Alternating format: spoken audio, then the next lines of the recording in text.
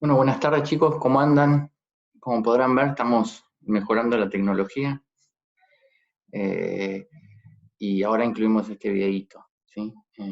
Conmigo, con mi cara, ahí en el margen superior derecho.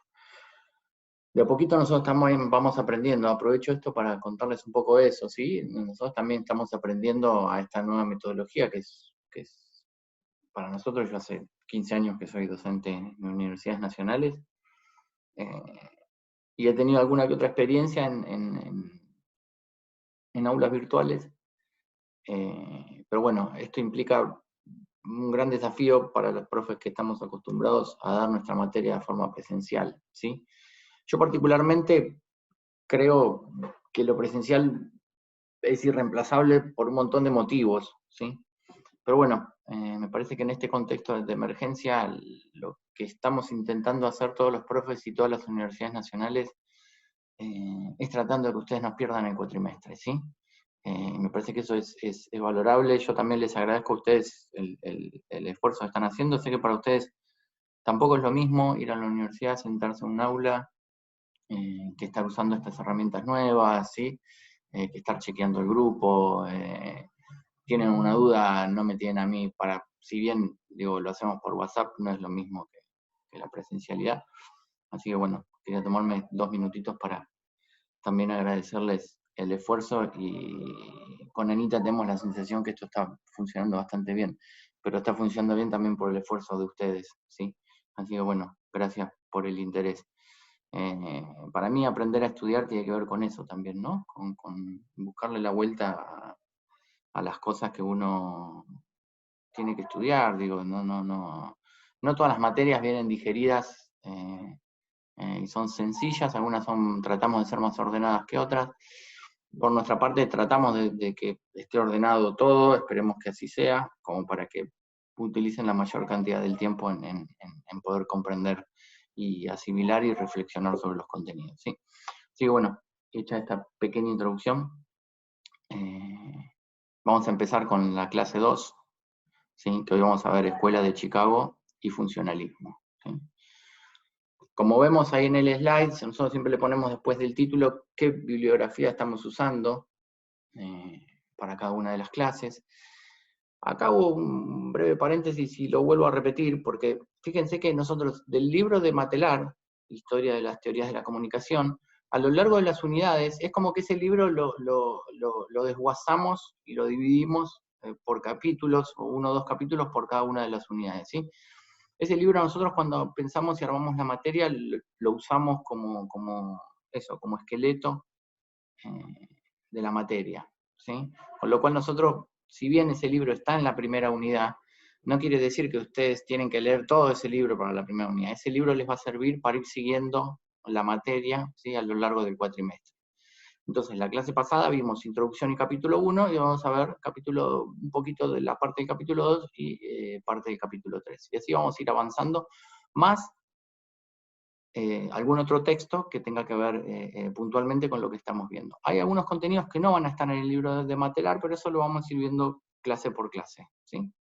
Así que bueno, hoy tenemos Escuela de Chicago y Funcionalismo, con la unidad, con el capítulo 2 y 3 de Matelar, y este texto de Lasserfer y Merton, que es un clásico, ¿sí? Comunicación de masa, gusto popular y acción social organizada, ¿sí? Empezamos. Nosotros vimos antes, en la clase anterior, un poco un estado de situación del contexto en el que se empiezan a pensar las ciencias sociales. ¿Sí? El contexto en el que se empiezan a pensar las ciencias sociales, como les dije en el grupo y les aclaré el otro día, surge a principios del siglo, a principios de 1900, ¿sí?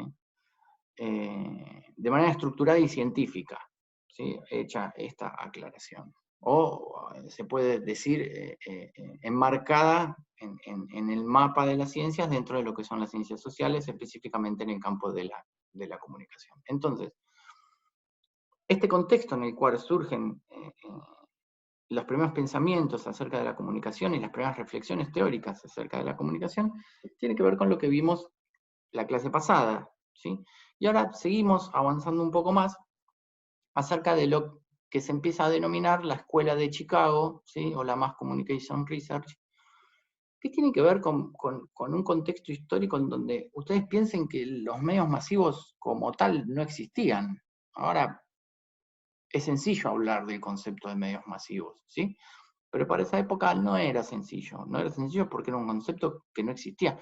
Como tampoco existían las grandes masas como tal, ¿sí? La configuración de las grandes masas con la mudanza luego de la revolución industrial, que dura muchísimos años, de la gente del campo a las grandes ciudades, va generando estas grandes ciudades, ¿sí? Que antes no existían como tales, ¿sí? La gente estaba mucho más dispersada en áreas rurales, y las grandes ciudades como tal no existían configuradas de la manera que están configuradas ahora. Con lo cual, en este contexto surge esto que decía antes, la Mass Communication Research, ¿sí? Que utiliza la experiencia de la Primera Guerra Mundial, PGM es Primera Guerra Mundial, ¿sí?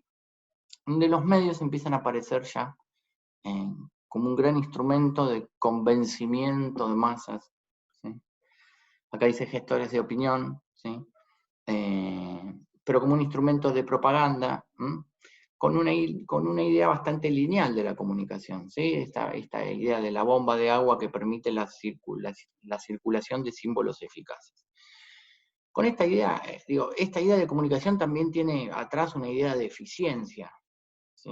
La comunicación, por la herencia iluminista, por la herencia positivista, se concentra mucho en la eficacia, ¿sí? Una comunicación es eficiente cuando los símbolos son comprendidos de una manera similar a los que fueron emitidos, ¿sí?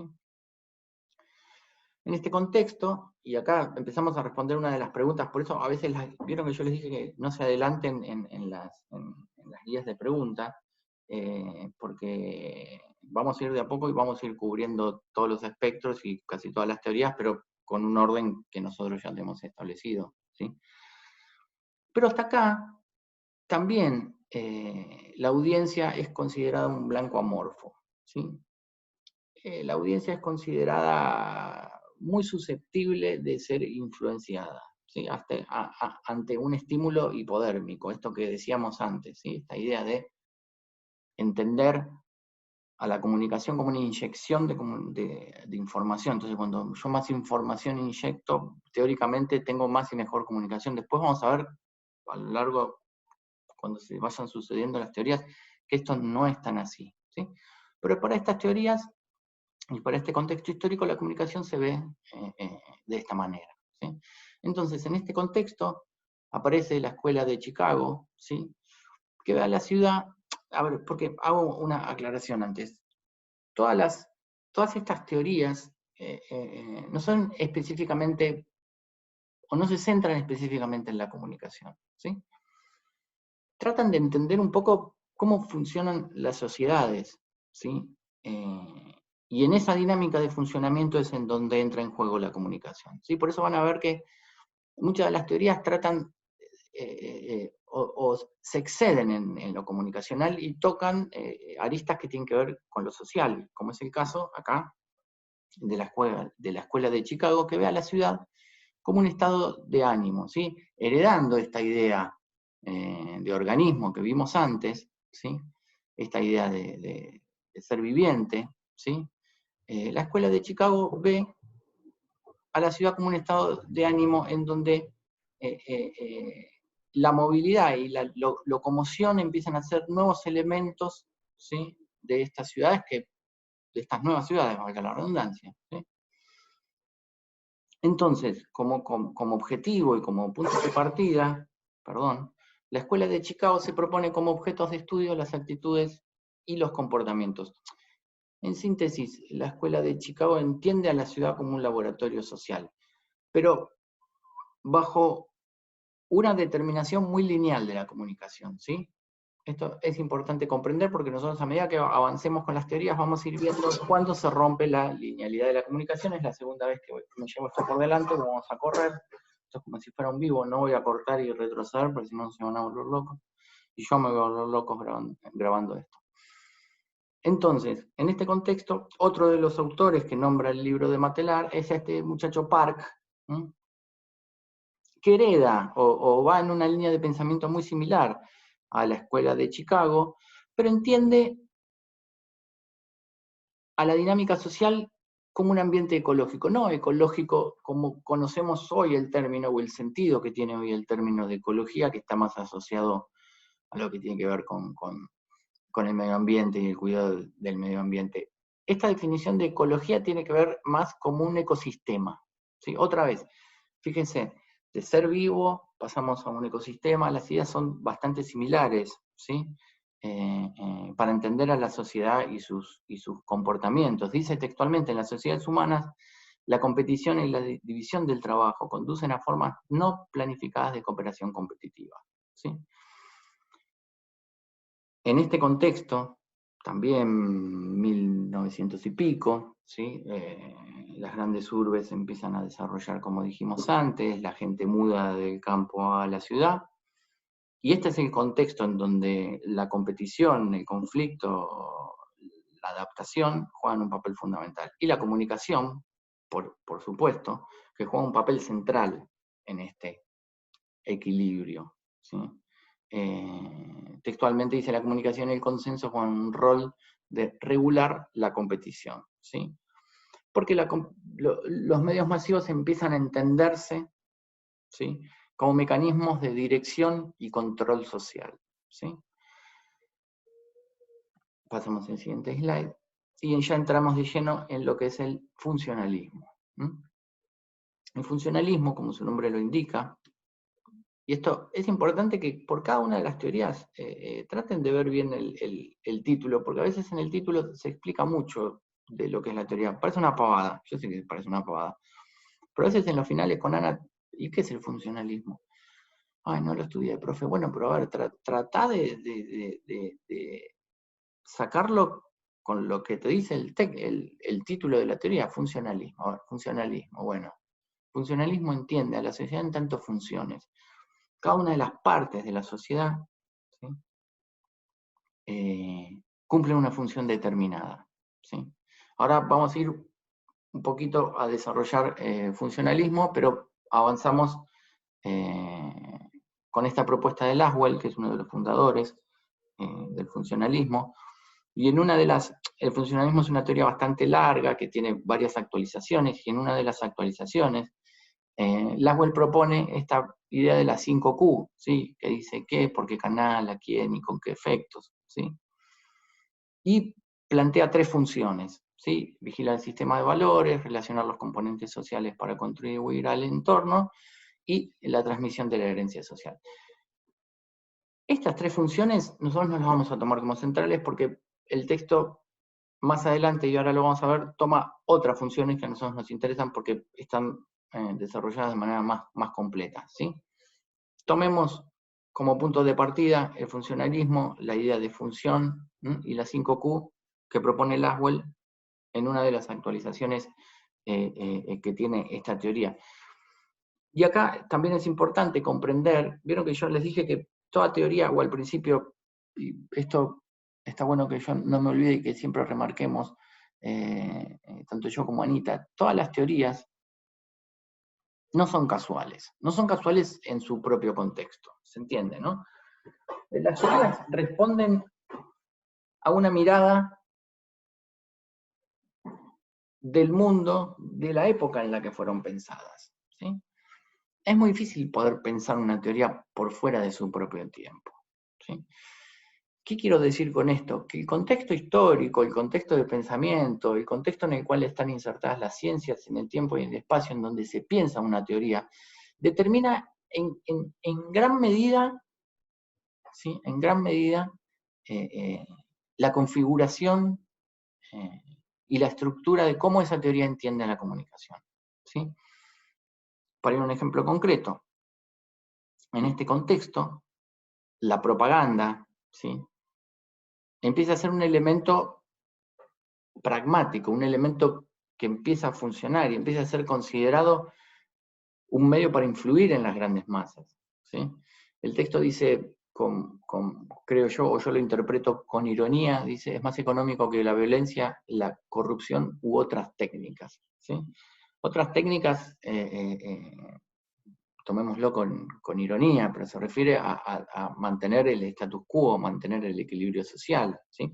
Porque muchas de estas teorías se preguntan, che, ¿por qué no explota todo? ¿Qué es lo que mantiene a la sociedad coercionada? ¿Sí? ¿Qué es lo que mantiene a la sociedad unida? ¿Sí? Bueno, desde estas teorías intentan explicar estas cuestiones, en principio dándole a la comunicación un rol de moderador, ¿sí? O de equilibrador de las tensiones sociales, ¿sí? Y por supuesto que también para esta época la comunicación se entendía como un instrumento, ¿sí? Nosotros vamos a tener una divergencia con estas teorías iniciales, porque para nosotros la comunicación no es un instrumento, ¿sí? La comunicación es parte del hombre, pero eso lo vamos a ver más adelante. Por ahora, esta gente entiende a la comunicación como una cuestión instrumental, o sea, un instrumento que yo puedo ejecutar, algo que está fuera de mí, ¿sí? Una herramienta, ¿sí? Entonces plantea esta cuestión de que los instrumentos, ¿sí? Y las herramientas no son buenos ni malos, ¿sí? Cosa que nosotros después vamos a ponerlo en cuestión y en tensión a medida que avancen las teorías. No son ni buenos ni malos porque pueden ser usados tanto para el bien como para el mal, ¿sí? ¿Cuál es el gran problema que nosotros le vemos, o que las teorías subsiguientes le ven a estas hipótesis, y que le quita responsabilidad a la comunicación en muchas cuestiones sociales, ¿sí? Como es un instrumento que es inocuo y es bueno o malo de acuerdo a cómo yo lo uso, ¿sí? Pero otra vez, todo esto surge porque se sigue considerando a la masa, ¿sí? A la sociedad como un blanco amorfo, que obedece a un estímulo-respuesta, ¿sí? A una relación de estímulo-respuesta, ¿sí? Esto es lo que ustedes vieron o deben haber visto con anterioridad en otras materias, en lo que se denomina la teoría hipodérmica, ¿sí? La idea de inyección, de inyectar información, ¿sí? De inyectar un estímulo y esperar una respuesta. Pero este contexto, donde surge el funcionalismo, plantea algo muy interesante que tiene que ver con que los sondeos de opinión o las encuestas empiezan a hacer furor y empiezan a tener algún grado de éxito. Yo lo pongo entre comillas, la cuestión de éxito. Empiezan a explicar la realidad, ¿sí? Un hecho fundamental y que es remarcable porque eso es lo que le da legitimidad a los discursos del funcionalismo, tiene que ver con que en esa época se empieza a entender, ¿sí? Que a medida que se desarrollan los sondeos de opinión, ¿sí? Yo puedo tener información más precisa, ¿sí? Para influir en una audiencia, ¿sí? Yo hago una encuesta y en base a esa encuesta veo lo que la audiencia piensa, necesita, cree, y en base a eso configuro una estrategia de comunicación, ¿sí? Pero otra vez, esta idea lineal de la comunicación con un gran halo y dejo positivista e iluminista entiende la cuestión de los efectos como una mirada objetiva, ¿sí? Otra vez, piensen más o menos en lo mismo. Yo inyecto información, ¿sí? Y pretendo un estímulo. Cuanto más inyecto, más estímulo debería tener. No importa si ese estímulo es bueno o malo, ¿sí? Esta idea o esta mirada objetiva sobre los efectos es muy cuantitativa, ¿sí? Cuantitativa en términos de cantidad, pero porque es lo que en la época se piensa. ¿Se entiende? Otra vez yo remito siempre al contexto y a la época, porque la época es lo que nos determina lo que podemos pensar o no, ¿sí? Yo leo unos autores que dicen que somos libres de pensamiento, pero hasta ahí. Nuestra libertad de pensamiento está limitada por nuestro propio contexto histórico. Si no, chicos, piensen en el contexto que estamos viendo hoy, que estamos aislados, que yo estoy en mi casa frente a una cámara, digo, ¿alguien se imaginaba esto? No, nadie se imaginaba esto.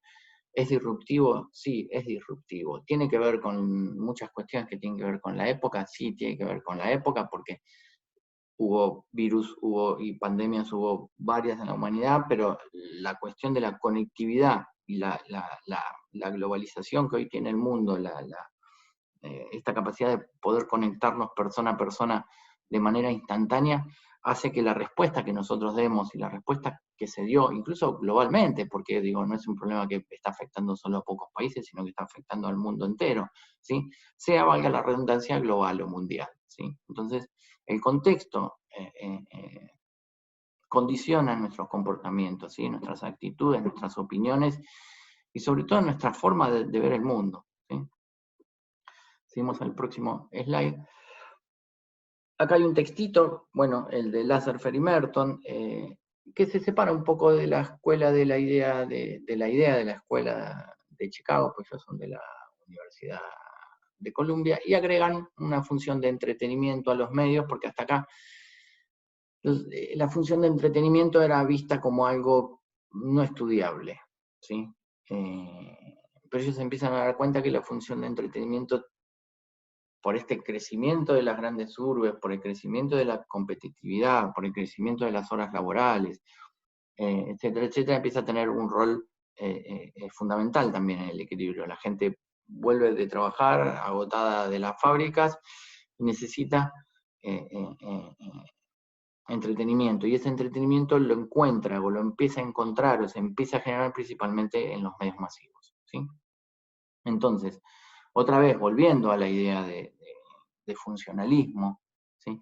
Estas funciones son las que equilibran el sistema social, ¿sí? Las funciones positivas van a influir para que la sociedad se mantenga cohesionada, y las disfunciones o las funciones negativas van a trabajar para que la sociedad tenga problemas, conflictos, anomalías, ¿sí? Fíjense también en esto, ven al conflicto social como una cuestión anómala, ¿sí? No propia de todo desarrollo social, como lo vamos a ver antes, pero no importa, concentrémonos en esto para no mezclar. Nombra a este muchacho Parson también, que es importante entenderlo, léanlo, porque es un poco de quien funda las bases del funcionalismo dentro de lo que es la ciencia social, ¿sí? Nosotros no lo consideramos como central, sí consideramos central todo lo que tiene que ver con el funcionalismo, no lo de Parsons, sí lo de Lasserfer y Merton, no lo de Laswell, ¿sí? Pero bueno, un poco está en el texto y lo ponemos como para no obviarlo, ¿sí? Siguiendo con el funcionalismo, y esto creo que es un poco lo más importante porque acá se cristaliza toda la idea de la teoría, ¿sí? El proceso de comunicación cumple 3 funciones principales en la sociedad, ¿sí? Vieron que yo antes les dije las otras funciones van a ser las que están en el texto. Esto es una aclaración que me dijo Anita que lo haga, porque siempre nos pasa lo mismo. Tomemos estas, ¿sí? Estas 3 funciones principales que están acá en el slide, que no necesariamente les van a coincidir con las que están en el texto, ¿sí? ¿Por qué? Porque corresponden a momentos diferentes del funcionalismo, y esto es como una versión más final de lo que sería la teoría, ¿sí? Entonces, para el funcionalismo, el proceso de comunicación cumple 3 funciones principales en la sociedad. Funciones para mantener a la sociedad cohesionada, ¿no? Porque acá dice justamente para contribuir al equilibrio o a la estabilidad social, mediante, 1, imposición de normas sociales, ¿sí?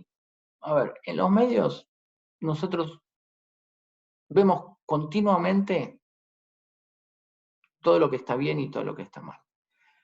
Todo lo que está bien es aplaudido y todo lo que está mal es castigado, ¿sí? Acá dice lo privadamente tolerable y lo públicamente reconocible. Yo siempre trato de poner ejemplos coyunturales o actuales, porque me parece que la teoría tiene que servir para entender la realidad actual y no solo un reservorio de conocimiento que se generó hace un tiempo y nosotros vamos a buscarlo, ¿sí? Con todas las teorías se puede interpretar un poco la realidad, ¿sí? Piensen o pensemos en esta idea de esta señora que se fue, ¿la vieron en el noticiero, esta señora que se fue a tomar sol? O todos los que violan la cuarentena, o los que rompen las reglas, ¿sí?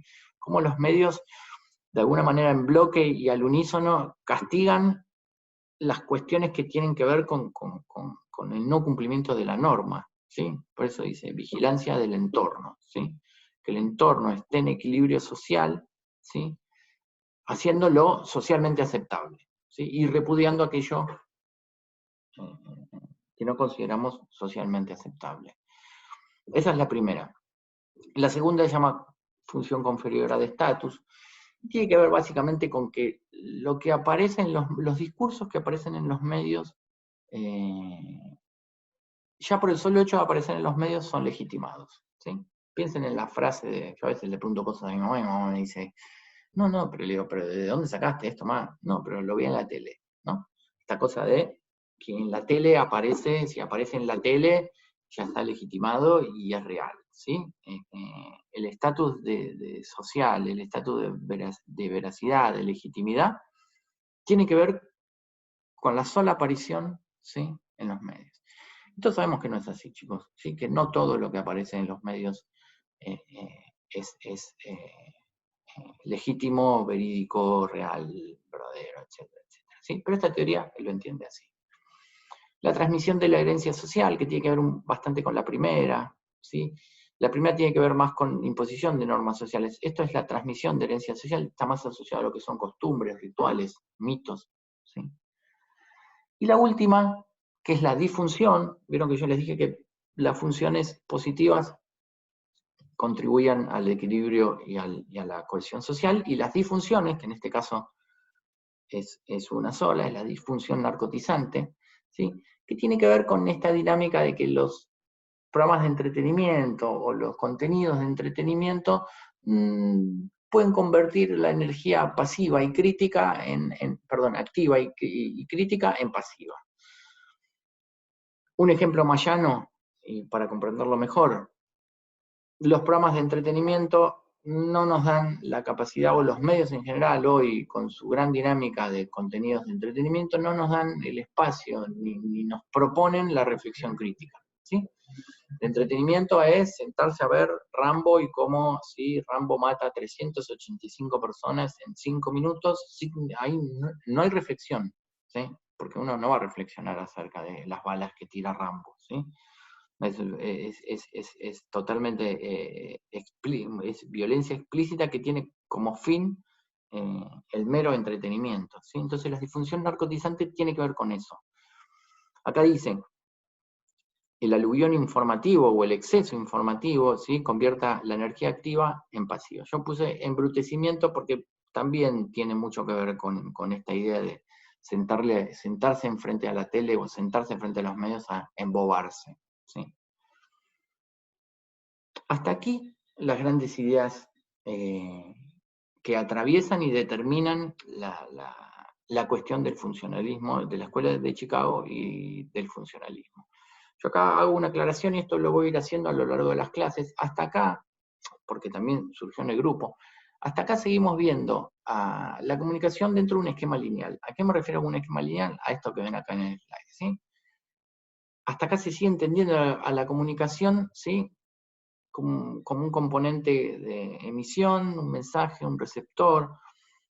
A medida que el funcionalismo avanza, va agregando funciones, canal, contexto, codificación, decodificación, agrega el feedback, etcétera, etcétera. Pero a nosotros no nos importa porque no vamos a hacer un estudio específico sobre funcionalismo, sino entender las ideas principales sobre el funcionalismo y entender que desde que se empiezan a pensar las teorías hasta acá, incluso un poco más adelante, se sigue viendo la comunicación bajo este esquema lineal, ¿sí? De emisión, mensaje, recepción, ¿sí?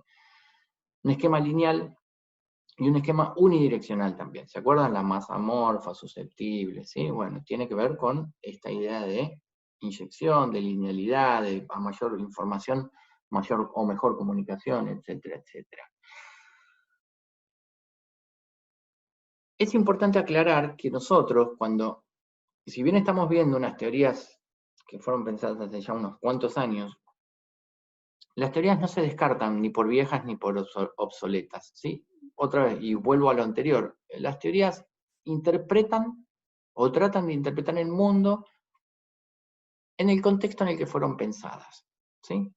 Ustedes me van a decir, bueno, pero a ver, la idea de emisión, recepción y mensaje, etcétera, etcétera, es vieja y no sirve. Yo les diría ni muchas cuestiones de los medios actuales y de la dinámica de funcionamiento de los medios y de la información se pueden explicar hoy con algunos principios lineales, ¿sí? Nosotros que vivimos en el conurbano, pensemos si no, yo no sé si en Moreno, yo vivo en Monte Grande, en Esteban Echeverría, y acá todavía sigue pasando, es más, ahora con la pandemia, pasa la avioneta, sobre todo en épocas de elecciones, sí pasa la avioneta diciendo Fernández intendente, Fernández intendente. Ahora pasa diciendo no salgas de casa. ¿Qué es eso? Eso es estímulo-respuesta. Eso es a mayor información, mayor comunicación, ¿sí? ¿Es obsoleta? ¿No es obsoleta? No sabría decirles porque eso hay que trabajar a nivel de los efectos, ¿sí? Pero que sigue funcionando, porque si no una intendencia no va a gastar esa plata en emitir esos mensajes de esa manera, ¿sí? Con lo cual, cuando veamos el avance de las teorías a lo largo de la historia, no creamos que las teorías viejas son completamente obsoletas, ¿sí? Por eso proponemos una mirada asincrónica de las teorías. Si bien nosotros tenemos que seguir una linealidad para entablar un vínculo que nos permita seguirlas en el tiempo, si no sería un caos, ¿sí? No quiere decir que aquellas teorías que fueron pensadas hace muchos años o que fueron reemplazadas por otras teorías más modernas no sirvan ni sean totalmente obsoletas, ¿sí? Bueno, hasta acá Escuela de Chicago y Funcionalismo. Yo trato de ser breve porque, digo, al no haber feedback, no sé qué tanto embole es escucharme a mí tirando todo este choclo de cosas, trato de hacerlo lo más ameno posible.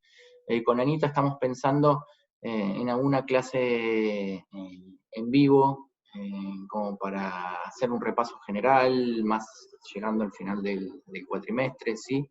Así que si van surgiendo dudas, comentarios en los foros, en el grupo, y gracias por el trabajo nuevamente, chicos. Hasta acá vimos Chicago y funcionalismo. Nos vemos en la próxima clase.